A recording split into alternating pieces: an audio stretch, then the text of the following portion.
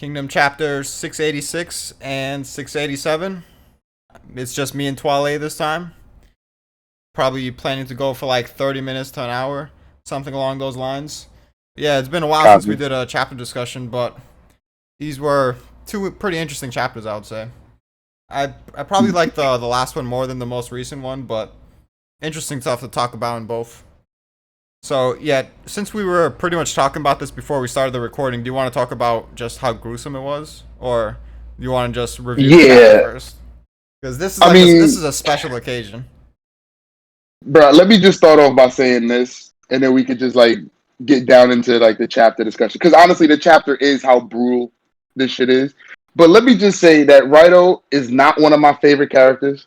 I think everybody like who watches our videos knows that Rito is not one of my favorites. But how he gave it up for the crew in this art in this chapter, he's 100. You know what I'm saying? He's a real one for this. This like no matter how much shit I will talk about Conky's crew and the deserters and shit, like Rito proved that like there is some honor amongst thieves, even though they wouldn't call it like honor and loyalty, you know what I'm saying? But there is some pride amongst thieves, and he just kept it a buck for the crew.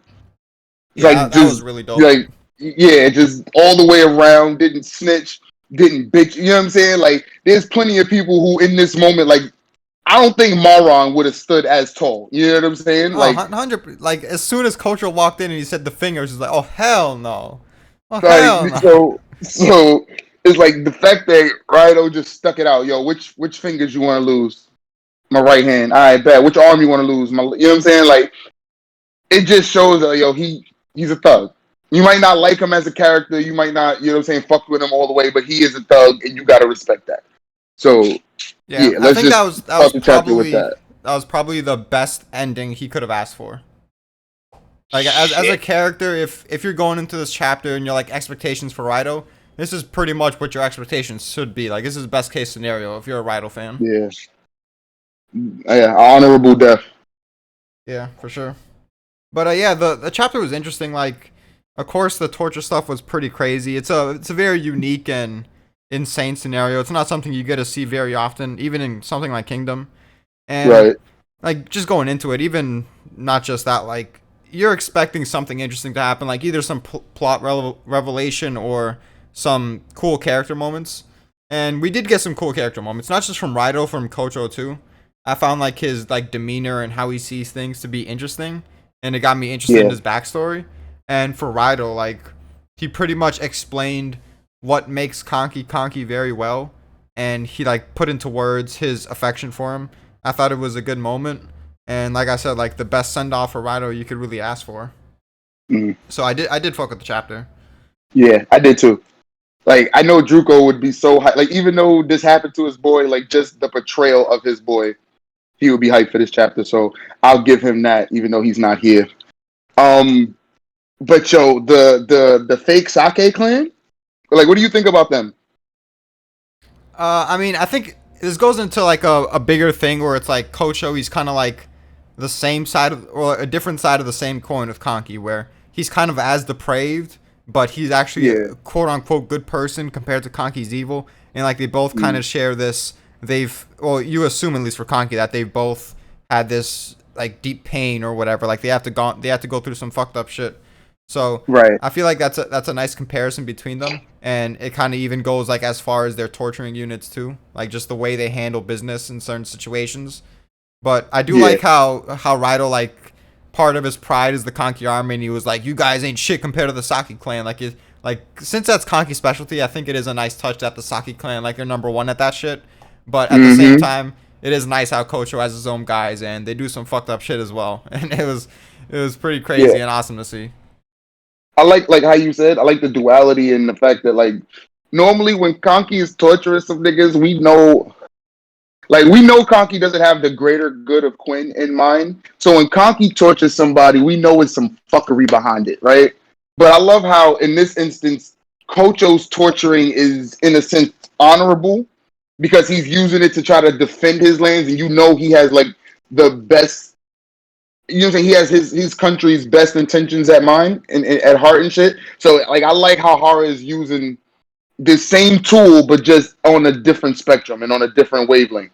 Yeah, That to me is dope. just the way he's been like broken down so much over the years that he feels no hate for these guys. Like even for Right. Raido, when one of his closest like generals, he got killed by Raido, and he didn't like He feel any praised him. animosity toward him. He's like, yeah, I can understand. That was heroic on your part. Good job.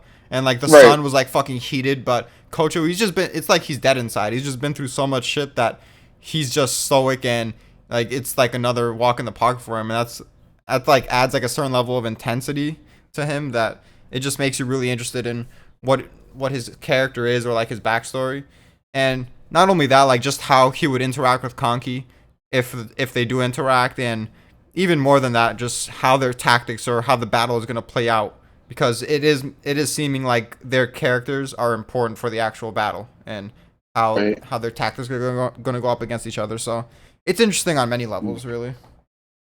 So let's just speak about the torture for a second. He started off with the fingers. Let these niggas choose which fingers get cut off. He thought that was it. The poor guy.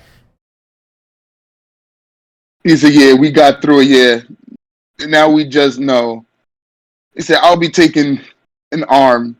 Pick one." It's just like boom. Okay, And and that, then you that look at goes the to like what I panel. was saying about the like the walk in the park Ah, thing. Like everything he says is like just another day to him. Like even the way he says it, he's like, "Oh yeah, lose your fingers, pick one. Okay, now your arm, pick one." Like he's so casual yeah. about this shit. Then you see these niggas got like nails in they fucking groins. I know that had to hurt. Fucking, you see they lifted up their toenails like fucking toilets. Like Yeah, they that like was. they that's created and stuck nails in those shits too. Like stuck a nail in the bone part of their foot. Now they got to tell yo like they just went through it, bro. And then like as like when I was first reading this shit, I was like, damn. Like I noticed that like yo they fucked this one dude up. Like you can't even recognize his face. This dude got his eye popping out. And I'm like, yo, they didn't even do Rido that dirty. And then this nigga says it like, yo, we've kept you pretty. Like you know what I'm saying? Like, Yeah, bro, tell us what we want to know. he got his face skinned, but they didn't even like completely take off the skin. They're just like, we'll just leave it Mm-hmm. flapping there. Like what the fuck? Facts. Facts. They left him half flayed, my nigga. Like that's crazy. That's absolutely crazy. Yeah. Like yo, that's there's torture, my nigga, and then there's just brutal. Like, Hmm. and these niggas probably don't know nothing. Like, you know what I'm saying? Like, Rhino's probably the only one that has any type of information about anything. So they just getting bodied. Like, but yeah, this chapter was just all about Rhino showing his true worth, showing his grit, and I fucks with him. Like I said, he's not one of my favorites, but I do fucks with him for this moment, if nothing else. This was like you said, this was a great way to die. Yeah. What do you think about the philosophy in general? How he really fucks with Conky because Conky kind of respects the selfishness of someone. Like, it's an interesting philosophy, and I kind of do understand it.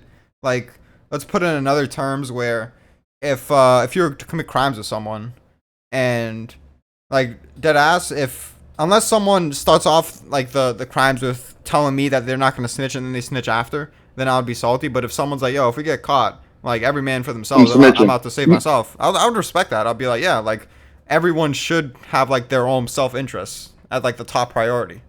You know what I mean? And I mean, the fact that you yeah. can respect that from someone shows that you really do like it shows more respect in a way than other things. Like for example, Conky, how he sees like government, where it's like they try to portray that as like a great government. You're leading the people, you're giving them good lives and all that shit. But the way Conky explained it, like they just take advantage of them. It's just a place where the top guys, they just get to take advantage of the smaller guys and they get to do whatever they want basically.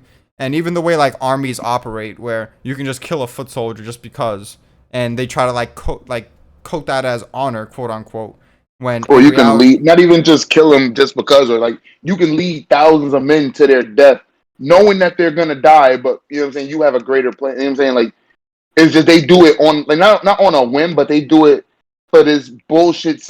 Like in Conky's sense, I think he thinks like the nobleman's sense of loyalty is bullshit because it's bred and not earned.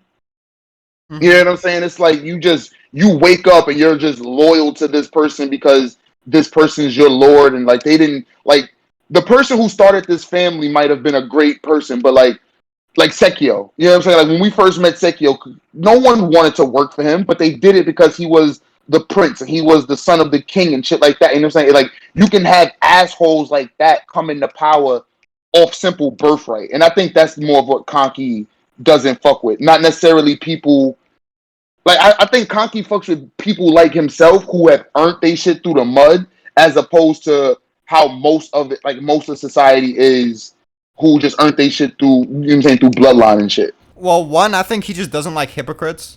Like for Shin, for example, he'll think that he's a hypocrite and he's kind of lying to himself. Like I think he hates people that try to justify their reasonings. He would rather prefer like honest fucked up shit. And then two, Yeah. he sees it like you should, if you truly respect someone, you should see them on equal terms.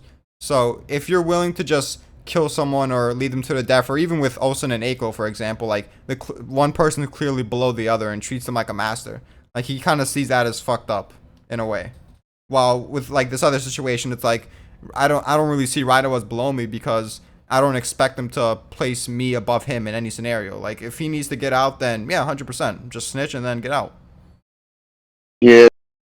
I mean that's Conky's mentality, but apparently that's not his people. You know what I'm saying? His people are like Draco was saying, the top brass, they'll ride or die. Except Maron. I think Maron would dip. But everybody else is ride or die. Rengoku, Kokuo, they're all ride or die for him. And I think Conky kind of plays off of that. Like Conky knows that they'll, you know what I'm saying, they'll die for him. And he's using that to his advantage. Like Yeah, I I think I even just if he knows that, it's like he just respects their like freedom of choice. Like if that's what you want to right. do, that's what you want to do. Yeah. I'm not forcing you to do it, but look, since you are that way, I'm gonna use it to my advantage. Can't blame me for While at the that. same time calling you an idiot for doing it. Because I would not Yeah, do it for you. And yeah, that's why I would tell I'm telling niggas like if Conky if it was the reverse and Conky was in any sort of way compromised to getting captured, nah, Conky's giving up secrets on Quinn to get out, bro. You know what I'm saying? Like he's a general. They're not gonna like I don't know too many people that would just spare Conky just because of like all the atrocity he's done. But still, like if he was ever in that position, I don't think Conky's holding out. Conky's not getting tortured. oh yeah, for sure. Yeah, that's not happening. Kanki knows better than that. What do you think about what Raido said? Like, when he was like, "Oh no, maybe not," because when he was talking about how Kanki respects the army in a way, it kind of seemed like what he was building up in his Mm-hmm. head was that Kanki's doing all this for them because he kind of sees them as like family in a way.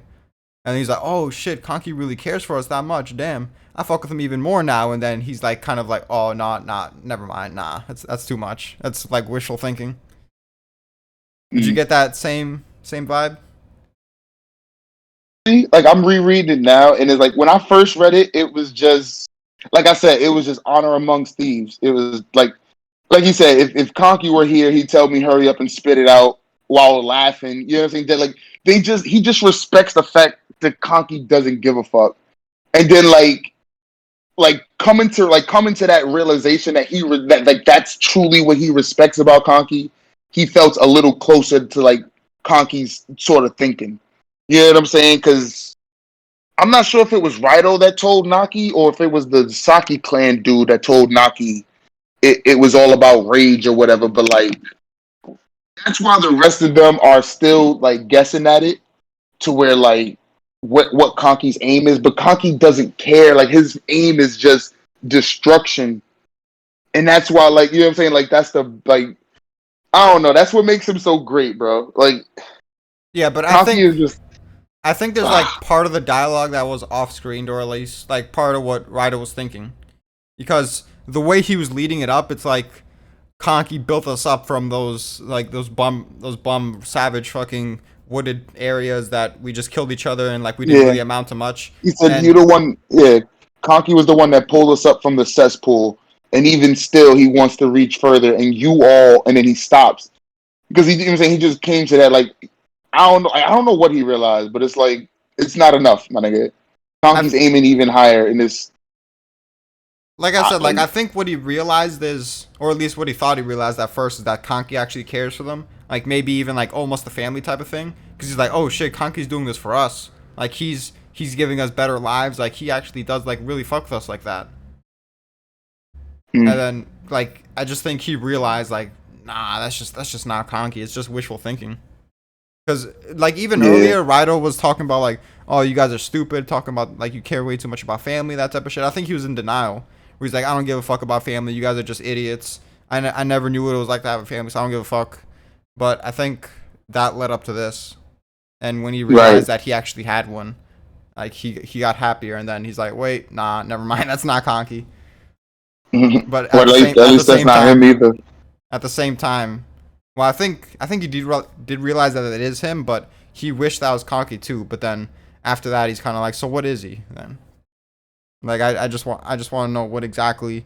He just wanted to have one last talk with him. But whatever it is, like it will come up later. Obviously, yeah. Hopefully, hopefully. I just okay. So Raido's pretty much dead, right? Who's next out of Conky's like top four? So Rengoku, Maron, or Kokuo? Who's next? Uh, I don't know. I never really imagined any of them dying, to be honest. Who do you Oh think would nah, die? because I ain't gonna hold you from the beginning of the fucking arc when Raido was like, yeah, I want to talk to the boss, get some more understanding of why, you know what I'm saying, why he's going so hard. Me and Draco both said it. It was death flags for him, but I honestly thought because of how, like, I thought that him and Rengoku were closer, like Kaki. So I thought that Rengoku would have died first and then Raido would have died, but it seems like Raido was the closer to Conky in terms of like personality, not personality, but like morality. You know what I'm saying? Like they were close, like they had a closer bond or whatever. But I honestly can see, given like the next chapter, 687, I can definitely see Rengoku being the next one. Hmm. I don't know. I kind of see, and it also depends on if Kanki survives and like goes to Yan and that type of shit. If that happens, I Mm-hmm. kind of see Rengoku being by his side. I could see a Kokuo dying because she's kind of like a very shallow person, and like it won't really matter if she dies. Like, it will kind of seem like just desserts in a way. Oh nah, like if Conky does dip to Yan, it's definitely Maron that goes with him. Hmm. See, I can still see Marin staying with the Haishin unit or something. Oh nah, bro, nah. If Conky, like, I think, ooh, mm. Okay, no, like I said, me personally, if Conky dips, Maron dips with him because unless Conky like dips on Maron, like they all get surrounded and Conky flees like that, then I can see, yeah, if he gets out, he'll go back to the High Shin unit or something like that.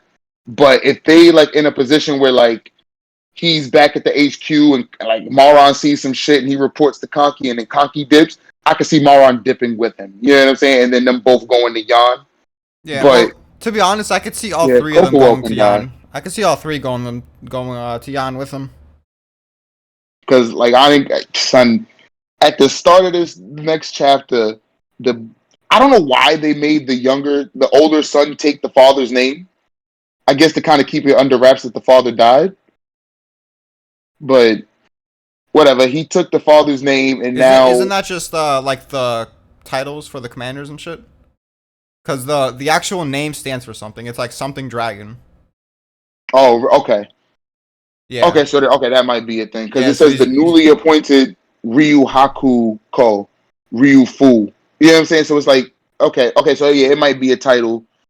So whatever, because he's going we all thought blood. they were like brothers and shit, but obviously they're not.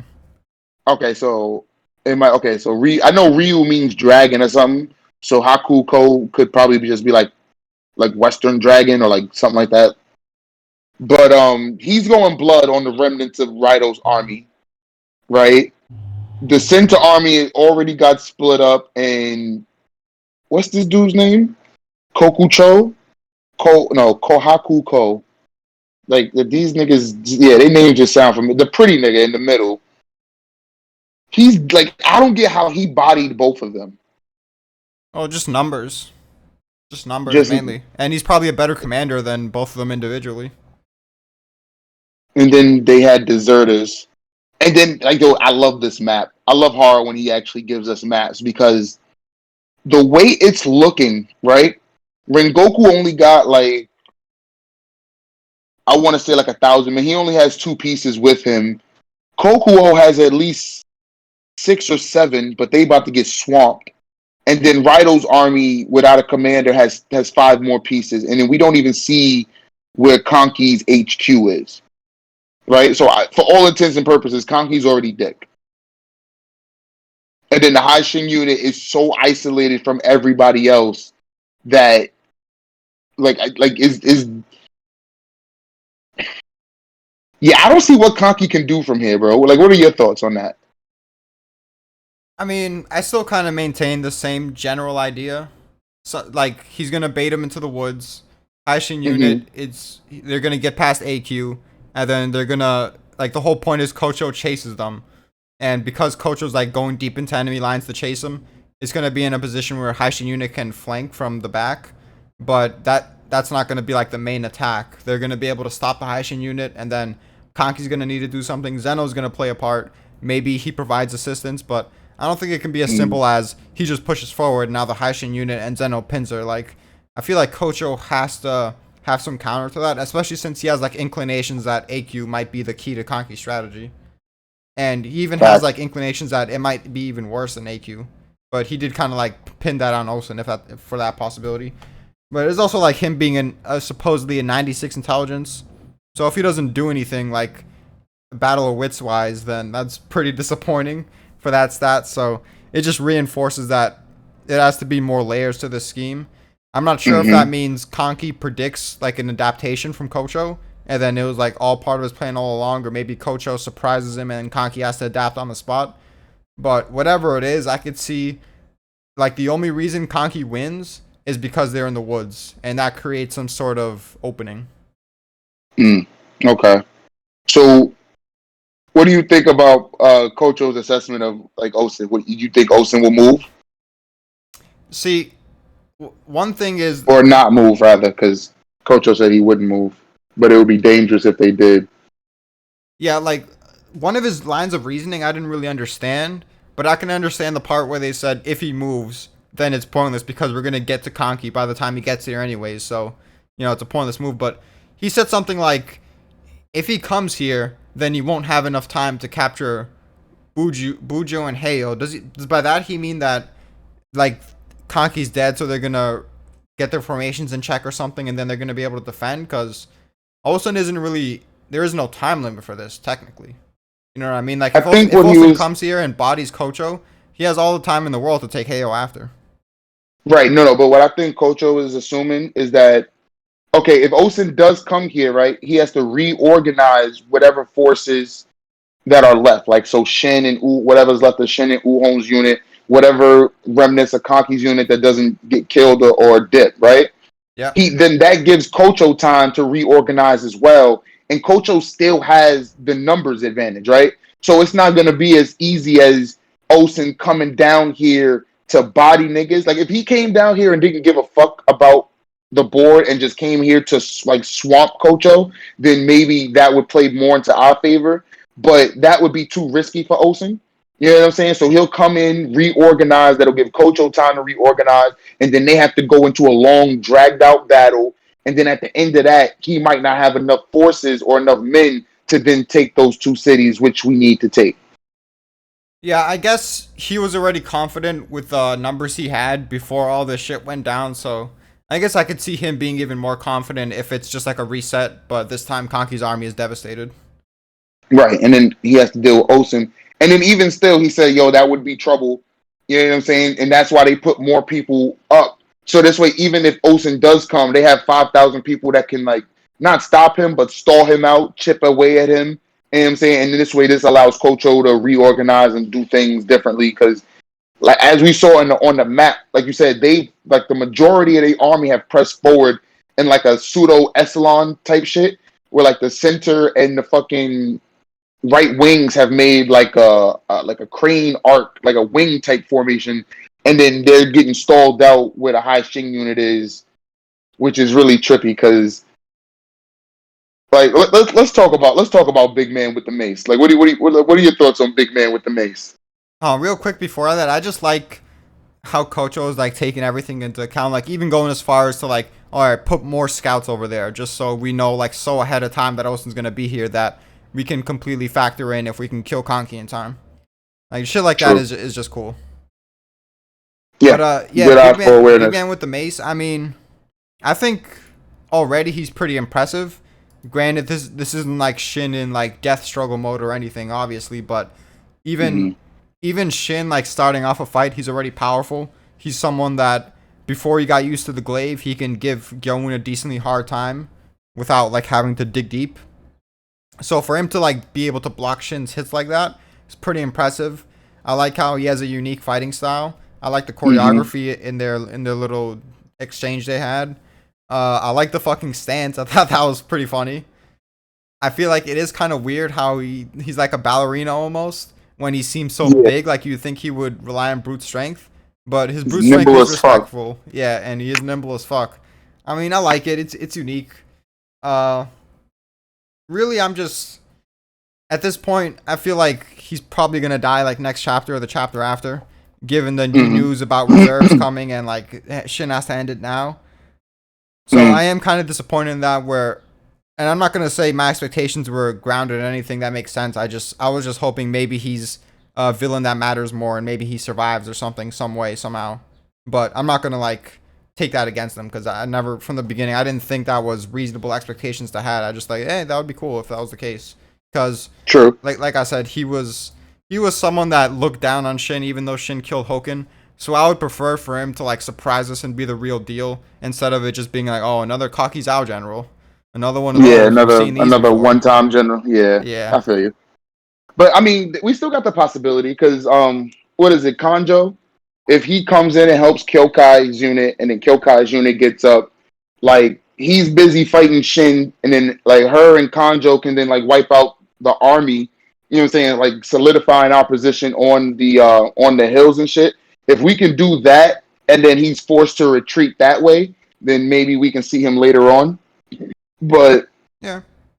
I don't know. I ain't gonna hold you. When he was first introduced, I did get, you know what I'm saying, one time villain, like the villain of the week type shit. I did get that from him, but given And like the actual execution of his character, how he snuck in between the cavalry and just started bopping niggas off their horses. How I ain't gonna hold you. Like a chapter or two ago, I thought he was from Kyokai's clan. You know what I'm saying? Because he was on his tiptoes and the fucking smoke was going up, and I was like, "Oh shit, is he doing the priestess dance with his big ass body? Like, is that a thing? Like, can niggas do that? Like, he's but uh nah, he's he just balancing on one toe, his pinky toe. yo look, he's doing it most efficiently. You know what I'm saying? Yeah, I'm and just another thing about confused. him is like his characterization, it's pretty much like Bananji's. Where like he has this deep resent for people that bite off more than they can chew when they want to like capture large swaths of land and Hmm. and he doesn't really care about the people that have to suffer for it. So I feel like that's another reason that he'll probably die because that ideology will probably be explored more through Bananji later. So his character isn't really needed, quote unquote. I'm happy that Shin is getting better with the glaive, and like he's getting faster. Even though like this dude has some weird technique, like Shin is not hitting him, but you can tell Shin is getting better with the glaive. And like you were saying a couple chapters ago, this is Shin's first time fighting a mace user, so there's a little bit of adjustment to that, I guess. But Yeah. by the end of it, he calls for Bihei, and I wonder what he needs Bihei for. Honestly, Like, I if think it's just hey, hold my glaive because it should be someone close to me that gets to hold it. I'm gonna take out the sword. Cause what could Bihei yo, do like you were saying? like, bro, no, because listen, bro, I was thinking like Horror was gonna give Bihei like a Hecky moment. Yeah, I would not like that.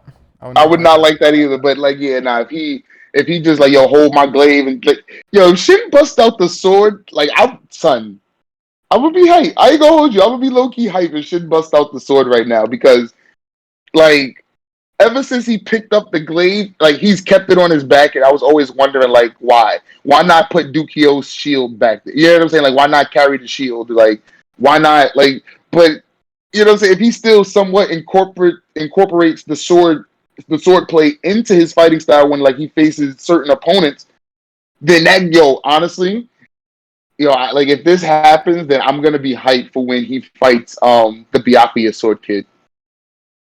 And it Mm. turns out that Shin's sword is the other sword. That Because would be remember, like, interesting, but I always kind of thought that he has to use Oki's glaive. Maybe has to is kind of too strong, but because we all think that he inherited the Byakuya sword from Koen, and Koen's like his father or grandfather or whatever. So I yeah, always thought of it kind of some like ancestor. inherited, like both of them inherited their weapon from like a legendary general, and it's kind of like the will of their general, like who's gonna show it. I mean, true. That I mean, yeah, we could go with that, but at the same time, Shin inherited his sword from Hyo, who inherited it from fucking Sei, who's a king. You know what I'm saying? So it's like Shin inherited it from a king. You know what I'm saying? Which is kind of higher than a general and your brother. And if like we go by Shin's logic, you know what I'm saying? Like Hyo would have been a great general of the heavens. So That is true.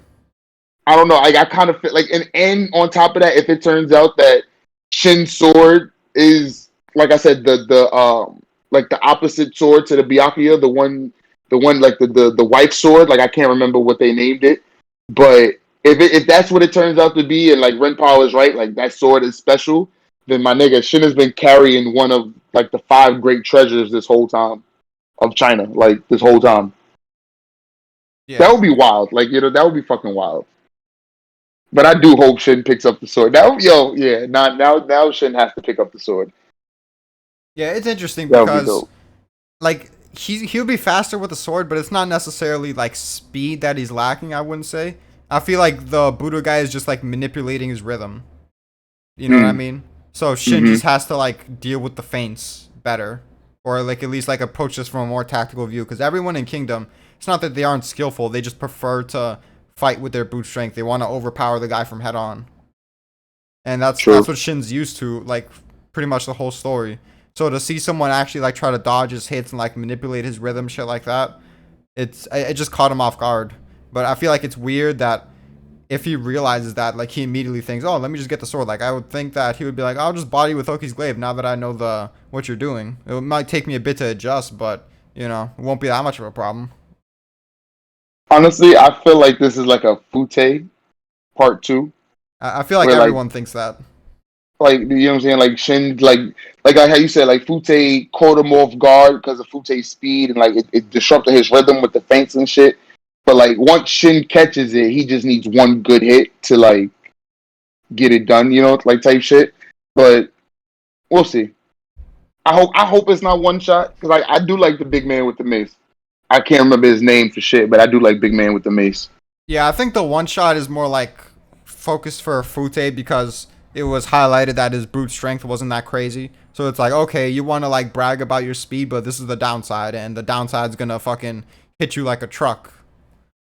But Hmm. this guy actually focuses on brute strength as well. So I don't know. See, that would be lit. Yo. All right. So who else is unaccounted for on this battlefield? Like Raito, not Raito. Zeno, the Sake clan. That's it, right?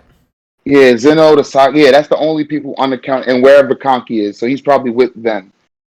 And like Kocho said, whatever happens is gonna happen where the high Shin unit is. So I'm just trying to think about like what angle could Conky and them come from that like not necessarily would be beneficial for Shin and them, but like would be massively disruptive for the Zao.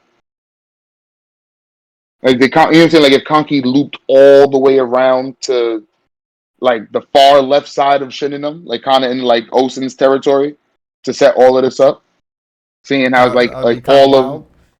think about it, because all of Zhao is coming from his right. You know what I'm saying? The center, his right wing got destroyed, so the Zhao left wing is all coming down. If he moved his center army if he moved his HQ from deep in the center where nobody could see him, and then looped all the way to the left where his heaviest hitters to like clean up what the high Shin unit has done. You know what I'm saying? That might be a decent strategy to like get shit done. But don't you think that would just make it easier for Kocho to send all like make all his forces turn that side, and now they can focus on defending. Like I feel like it'll be better if you pins her. I'm saying he'll come from the left. Well, you see how Shin and them are all attacking from head on. He'll come from the left or like a little bit behind the Zhao or from the left of Zhao. They'll take in Ryu, and then by the time Kocho and them realize what's going on, you know what I'm saying, they'll have the terrain advantage. And since we just took it, we know the only weak. You know what I'm saying, we know what like where the weaknesses are.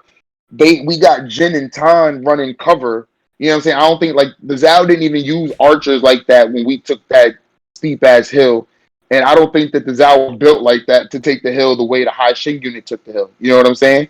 So if we can set up the same kill zones like they did and maintain that high hill advantage with Jin and Tan, I think it'll be a lot easier for Conky to then lure Kocho out that way to then kill him than anything else I could think of. Yeah, I don't really see Kocho going to that area. I feel like he doesn't see that as necessary with how many men he has. That's what I would Even guess. if he loses the mace nigga. I mean, yeah, if the Mace nigga's gone, then it is what it is there. Like, not much you could do. But you still have the numbers advantage. This is still your battle, pretty much. Like, even if you don't kill Conky, you still devastated his army. Like Kocho said, so...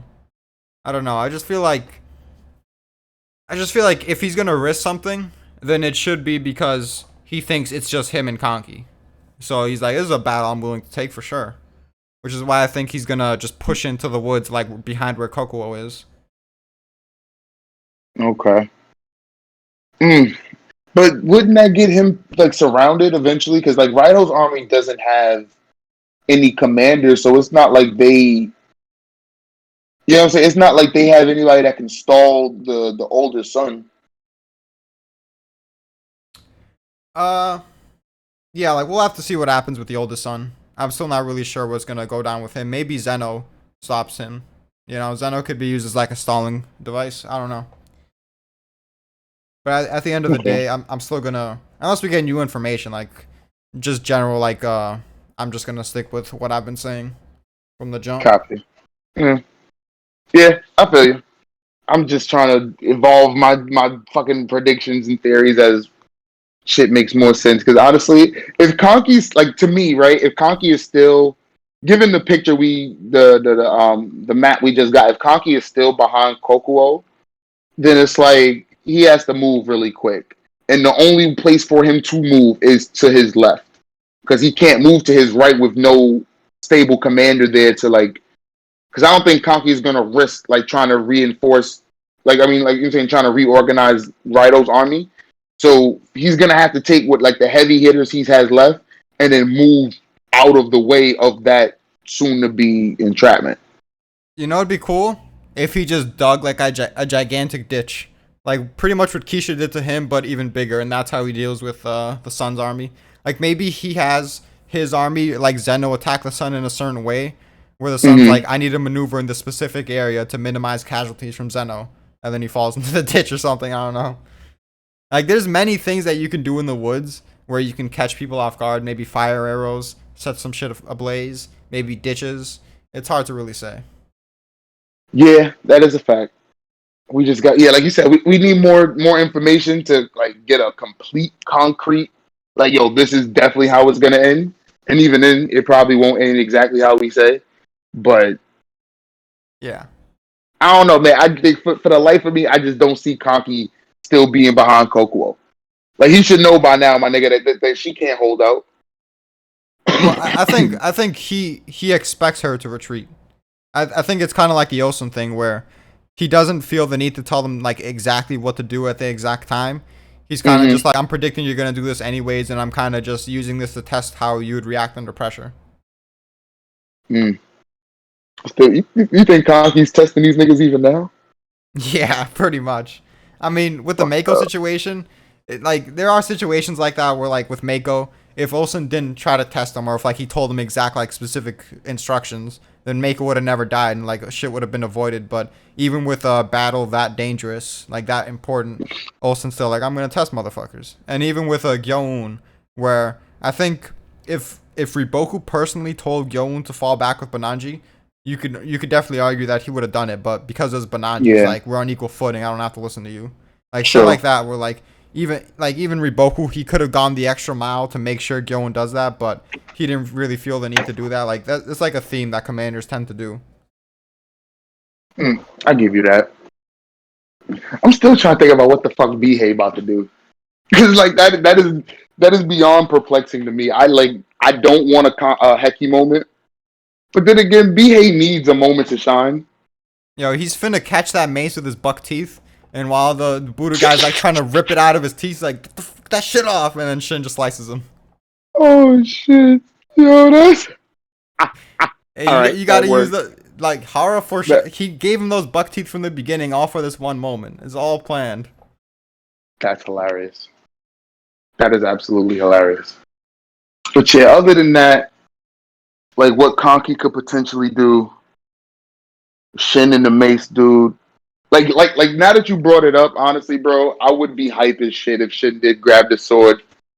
Cause like it's been so long since we've seen a Shin sword fight that honestly got me hype. Yeah, I'd like to see it I as wonder well. I wonder if he'd be rusty. Like how long has it been since Shin has actually picked up a sword? Do you think he still has the same you think he's still as good? I would assume so. I mean, we don't really see Shin train, but it's kind of hard to imagine him losing those skills unless he literally hasn't trained at all since he got the glaive with the sword. But considering he pulled it up against Keisha, I don't know. I don't really see that.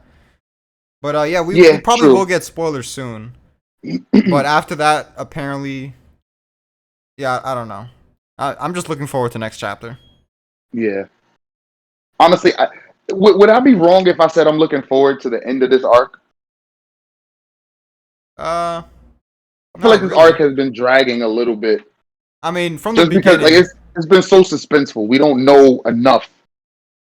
yeah, it's like Hara's done a good job of giving us just the right amount of information to keep us interested, which he Mm, usually does, like in pretty much every arc. But this arc in particular, like, it's just something that affects us more because this is like an argument that we've had for like months now, and like ever since the arc started with Kocho.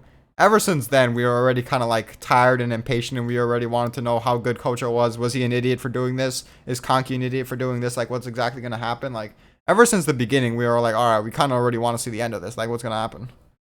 I ain't gonna hold you. I'll take that L. I was definitely wrong. Coach Yeah, O was not an idiot for moving.